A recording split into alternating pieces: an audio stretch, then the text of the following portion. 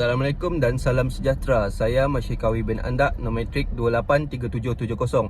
Tajuk tugasan saya ialah konsep dan pelaksanaan kebebasan asasi di Malaysia. Yang pertama, saya akan membentangkan mengenai konsep kebebasan asasi. Menurut Abdul Wahab dan Bidin pada tahun 2001 menyandarkan bahawa kebebasan asasi bermaksud cara seseorang melayan orang lain mengikut prinsip kemanusiaan yang tulen. Selain itu, kebebasan asasi juga ditarifkan sebagai hak yang dimiliki oleh setiap warga negara di bawah Perlembagaan Persekutuan. Menurut Gan pada tahun 2016 percaya bahawa kebebasan asasi adalah konsep undang-undang semula jadi dengan kepentingan moral berdasarkan sifat manusia.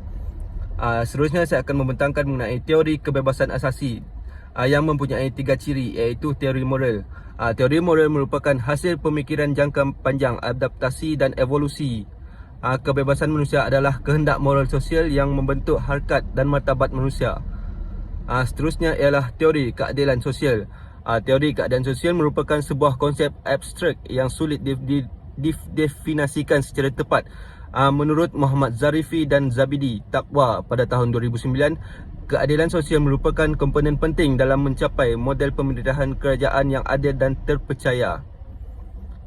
Teori hak asasi manusia tersusun. Teori hak asasi manusia tersusun merujuk kepada rangka kerja konsep yang memperincikan dan menyusun hak asasi manusia ke dalam kategori yang lebih spesifik dan terperinci. Seterusnya ialah kelemahan dan kekuatan. Kekuatan kebebasan asasi di Malaysia tidak dapat dinafikan. Kekuatan yang dapat penulis lihat wujudnya kebebasan asasi Perlembagaan Persekutuan ini. Hak-hak warga negara dapat dilindungi. Semua warga negara mempunyai hak yang sama rata terhadap semua aspek tanpa mengira agama, bangsa, warna kulit dan sebagainya. Kelemahan pula ialah kebebasan asasi ialah Perlembagaan Malaysia yang sering dianggap tidak lengkap. Perlembagaan Persekutuan dianggap tidak lengkap apabila ia berkaitan dengan peruntukan hak asasi. Dalam hal ini termasuk seperti hak untuk hidup dalam persekitaran yang tidak tercemar, larangan penderaan dan sebagainya. Yang terakhir ialah penutup. Penutup ialah kebebasan asasi adalah prinsip asas yang mengiktiraf hak-hak sedia ada yang dimiliki oleh individu tanpa diskriminasi, campur tangan atau sekatan yang menyalahi undang-undang oleh kerajaan atau pihak lain. Kebebasan asasi adalah asas kepada masyarakat yang adil, sama rata dan demokratik.